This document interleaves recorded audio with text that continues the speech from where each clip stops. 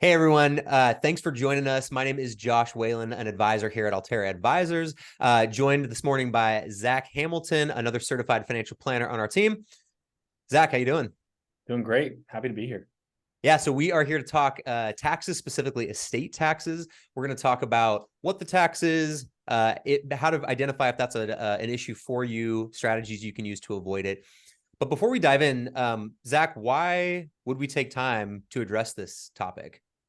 This is one that I'm passionate about because I think a lot of people aren't aware of it. So there's a lot of clients that we see, people that we see that have accumulated wealth. They've done a really good job of building that, and they may be aware of a capital gains tax or a tax while they're alive, and then they become aware of an estate tax either through conversations with us or through conversations with an attorney, CPA, and saying, oh my gosh, I thought I was building this wealth for me, my family, and people I care about, and I didn't realize I was going to leave so much of it to charity in the form of, or to not charity, to the IRS in the form of taxes, and Yeah. that is frustrating, and I don't know what to do about it. So those are great conversations to have before the problem, to say, well, what can we do to get there? As we talk about at Alterra, information is power, and helping people make informed decisions based on the best information is a huge value that I think, frankly, love the idea of shifting dollars from taxes to charity legally is an exciting venture for me. So if we can help people do that, that's fun. Love it.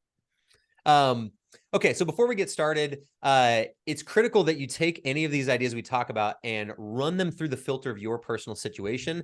Talk through these ideas with a team that knows you best. When it comes to estate planning, that usually involves a financial advising team like ours here at Alterra. It involves an estate planning attorney who's helping you talk about the specific will, trust, and estate transfer strategies that apply best to you. And a lot of times also a tax professional like a CPA. But it's really important that you take these ideas and filter them through your situation to find out what works for you. Okay, so today's agenda, we're going to talk about the estate tax and how it works. We're going to talk about how to figure out if it's a problem for you, and then most importantly, what you can do about it. So let's start with the estate tax and how it works. So the tax is a tax on wealth when you die. The federal government has a structure for this. So when you go to pass wealth, they'll tax those assets depending on the level of wealth you've accrued up to 40%. So that means at some level, when you die and pass wealth to your family, up to 40 cents on every dollar you pass is going to go to taxes instead of your family or causes you care about.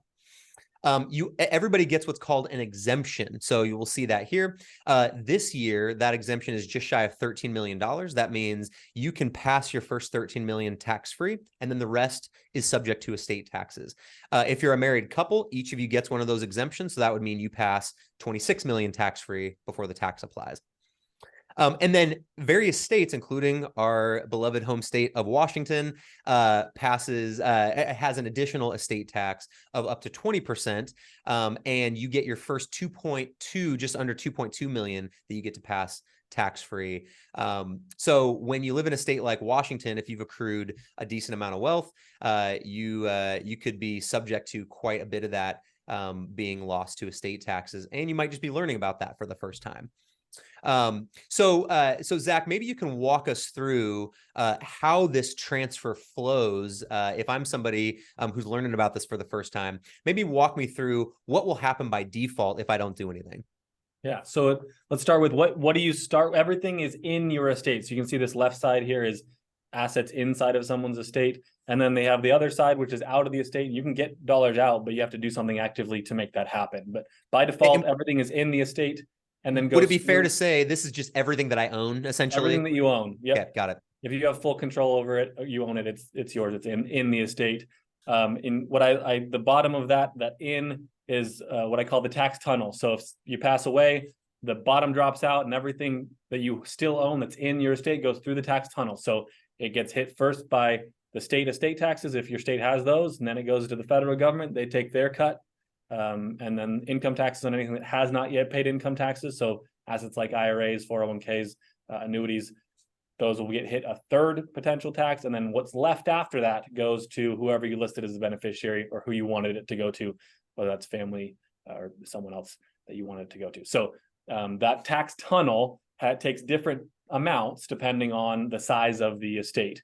But they take a pretty significant amount as the estates get larger. We'll So go if through folks do those nothing, numbers. everything they own is inside their estate, and then it's by default going to go through this tax tunnel. Exactly.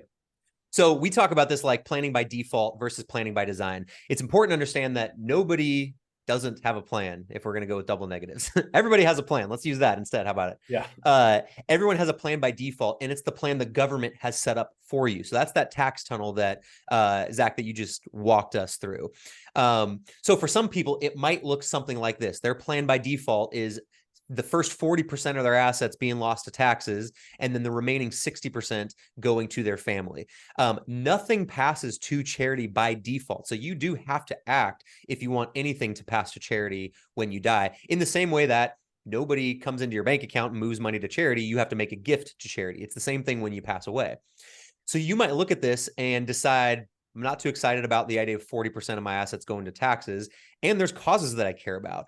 In a perfect world, I would have something by design that targets maybe 10% of my remaining wealth going to charity or 90% going to family. We have clients where this is the opposite. They have significant wealth. They want some of it to go to take care of their family, but they want the predominance of their assets to go to charity. So it's not to say that exactly these percentages are always possible, but from a planning perspective, it's important to acknowledge what I have by default and then what my ideal is that I want to work toward.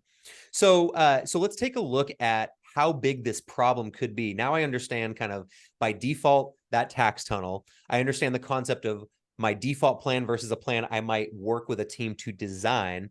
Let's talk about how to figure out how big the problem is. And let's start with just a couple of case examples, Zach, that you could walk us through here. Yeah. So this is the Millers. They own a consulting business. They're 60 and they've got a $5 million estate now. They just learned about Washington State estate taxes with their business. They knew they were over that number and want to know what that tax will look like for the rest of their life. So ran those numbers and said, simple, calculation says your estate continues to grow. If you pass away at life expectancy for the two of you is 90 years old, we've got a $21.6 million estate.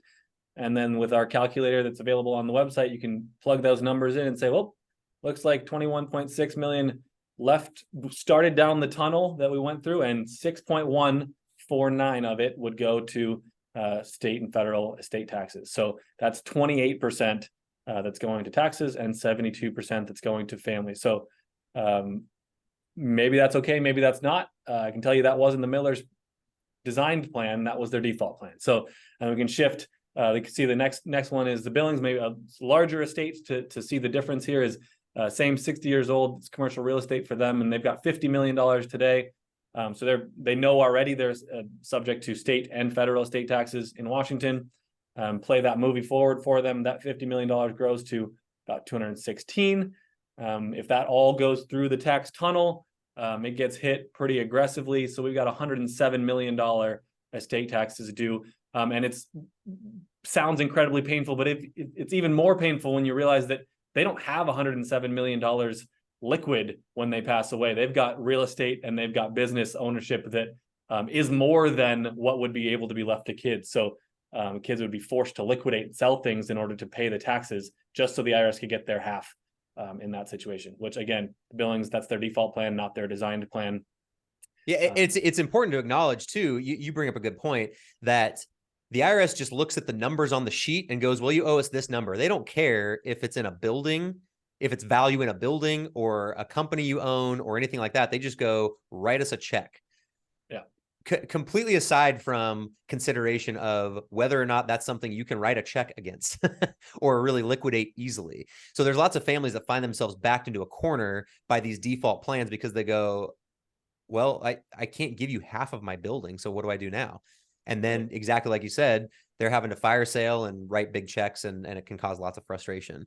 So that helps us to figure out at various levels how big the problem might be. Again, you can access this calculator. This does apply most accurately to folks that live in the state of Washington, because our calculator here that's available on our website, AlterraAdvisors.com, it applies federal and Washington state estate taxes. So if you live outside the state, but you're concerned about estate taxes, you can reach out to us and we can help you figure out in your home state if this is a problem for you.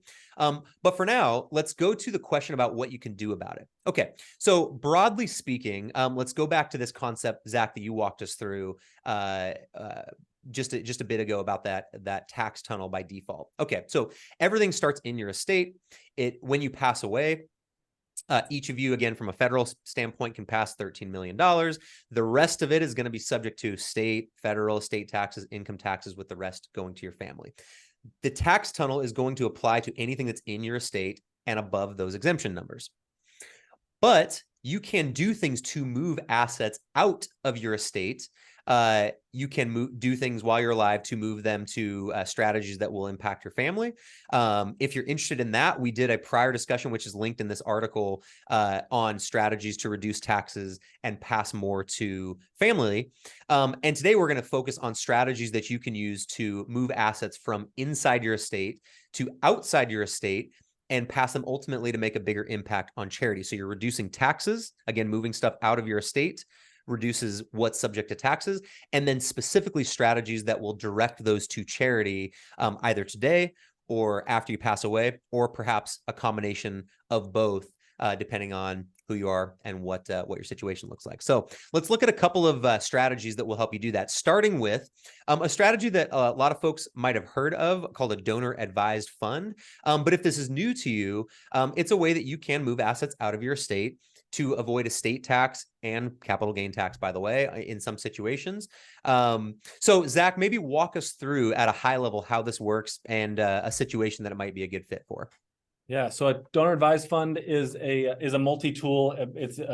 I call it a charitable checkbook. So it's once dollars go in, they have to ultimately go out to charity, but you can write checks out of that checkbook to the charitable causes anytime, for any amount, up to the amount that's in the account. And there's no taxes on any of the growth, any of the assets in there, or any of the distribution. So this is good for both lifetime giving and at death. It's a great asset to leave dollars to if you know you ultimately want them to go to charity, but you're not sure what charity or when, or you don't want it to come out all at once.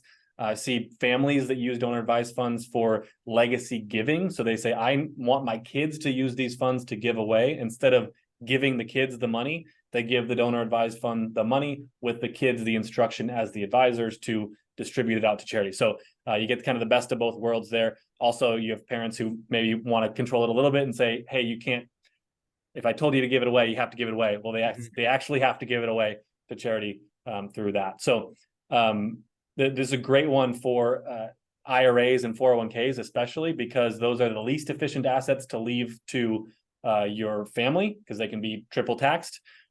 Great asset to leave to a donor advised fund because nobody pays the tax and it ultimately all goes out to charity. And that's because, just so I understand, when you take money out of a pre-tax IRA or 401k, I'm going to pay income taxes on it.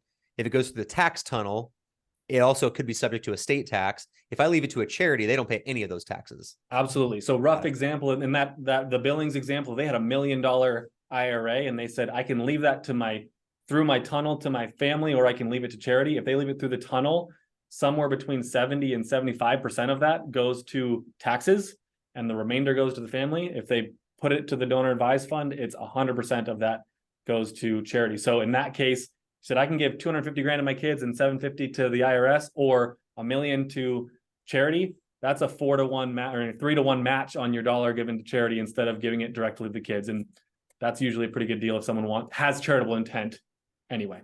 Yeah. Yeah. And we see a question we get somewhat regularly from folks that are thinking charitably minded is, do I need a family foundation? You'll see that here at the bottom. If you go to our website, alterraadvisors.com, and in the little search icon, type in, do I need a family foundation? You'll find this article. In it, we talk about the similarities and differences between a donor advised fund and how you could figure out which one of those strategies is best for you. But for a lot of folks, we find that a donor advised fund kind of functions like a streamlined, simple, cost-effective family foundation. But there are reasons for some cases you might actually consider a formal family foundation type structure. Okay, so that great idea for somebody who wants to make charitable impact, whether that's today or give to charity down the road and wants to reduce their taxes. Let's move on to an idea that somebody might use, so if I'm somebody who says, well, ultimately I want to reduce estate taxes, give an asset to charity, but I'm not ready to give that up entirely. I actually need some income from that to support my living expenses throughout retirement or the rest of my life. Zach, talk to us about how a charitable remainder trust works and why it might be a good fit for somebody in that situation. Yeah. So this is the person who says, I have this asset, ultimately want it to go to charity, but I need income from it while I'm alive. This graphic shows a charitable remainder trust and how that can work. So the donor says, I'm going to put this asset, whether it's a stock or property, whatever it is, into the trust. They get a current income tax deduction. So it's not just estate tax help, it's income tax help as well. And then while I'm alive, I'm going to get income from this asset. So if I pass away tomorrow, or if I pass away in 30 years, I'm going to get that income for life. You can also do it for a time period. But then when I'm gone, the remainder, the charitable remainder trust, the remainder goes to charity, and you pre-select those charities. You can also pre-select that charity to be not charity 1, 2, and 3, but charity of your donor advised fund, which can then in the future select what charities that goes to. So this is kind of combining two of the things that we talked about into potentially one combo solution there. And that's an important thing when it comes to these types of strategies, is when we think from a comprehensive financial planning standpoint, it's not choosing, only 1, 2, or 3 option. We're looking at these and considering possible combinations that could really supercharge somebody's plan and the impact they can make. Because for some cases, Zach, like you said, for their legacy goals, meaning multiple future generations of their family being able to give to charity and make an impact on causes they care about, a combination of something like a charitable remainder trust with their donor advised fund could be the best mix of solutions for them. Mm-hmm. So what if I'm the person who has an asset that I'm kind of the opposite? This is the one we're looking at here. I need income today, but I don't need the asset tomorrow. What if I'm the opposite? What if I've got an asset that I don't really like the idea of ultimately leaving the family, but I'd like to reduce taxes and I don't need income from it today? Let's talk about how kind of well, you could tell me if this is exactly right. I think about this as the inverse of a charitable remainder trust, a charitable lead trust. Let's talk about how that works. Yep. So instead of charity getting the remainder, what's left, they get the lead, they get the income along the way. So in this case, a good example might be the person says, I've got a commercial building, commercial property that's generating great income now. I love the idea of leaving that asset to my kids because that's a income generating thing for them for the future. But I don't need the income today, and I don't want to pay the taxes on that income today. I want it to go to charity. Charitable lead trust can be great. So you drop that property inside of the charitable lead trust. The income today goes to the charity every year along the way. And then when the donor passes away, then the remainder of the asset, in that case, the property, goes to the beneficiaries. This is has multiple layers of being helpful in that the asset can, for estate tax purposes, can be transferred at a much lower value, and depending on age and things. But for example, that $10 million property might be able to transfer using a fraction of that in estate exemption to get it ultimately to the kids if there's a charitable component along the way. So that's a really powerful tool. Again, the asset that they want to keep in the family, but they don't really need it today. This is a great thing to be thinking about. Great. So we've been through donor advised fund, charitable remainder trust, an asset I need income on today but want to leave to charity. And then the opposite of that, an asset I want to pass to my family but want the income to go to charity while I'm alive. All of these as ways that can reduce estate tax and make a bigger impact on the causes you care about. A strategy that's often thought of as more of an income tax strategy, so we'll talk about this kind of more niche idea, but that might have actually wider application. So a strategy called a qualified charitable distribution for somebody who has an IRA that they might be forced to take distributions from, and they don't need those distributions. Zach, maybe walk us through this idea here and how it works. Yeah, so the IRS says if you're over 70 and a half years old, you're allowed to take up to $100,000 of your required minimum distributions or of distributions from your IRA and send them directly to a 501c3 charity through what's called a qualified charitable distribution. This is great for, like you said, someone who doesn't need that income and says, I would have given it to charity anyway. By giving it directly, they don't receive it, pay the income tax on it, and then gift it. They just outright gift it. And this is really, really powerful for someone who doesn't itemize their deductions. So for those who are diving deeper into the taxes, a lot of times if someone has they paid off their mortgage and they don't have a lot of other deductions, they might just take the standard deduction. Even if they're giving away $10,000 or $20,000 a year to charitable causes, that means they're not actually getting a tax benefit for giving the money away, which is not the reason they were doing it anyway. But literally, I was in conversation with a client this week that they give $10,000 a year, and because of their tax situation, they're not able to deduct that, deduct that, but they have the ability to do that through qualified charitable distributions. They know they need to take distributions from the IRA anyway. It's a win-win in their situation, and they're able to actually give away more money without it costing them more.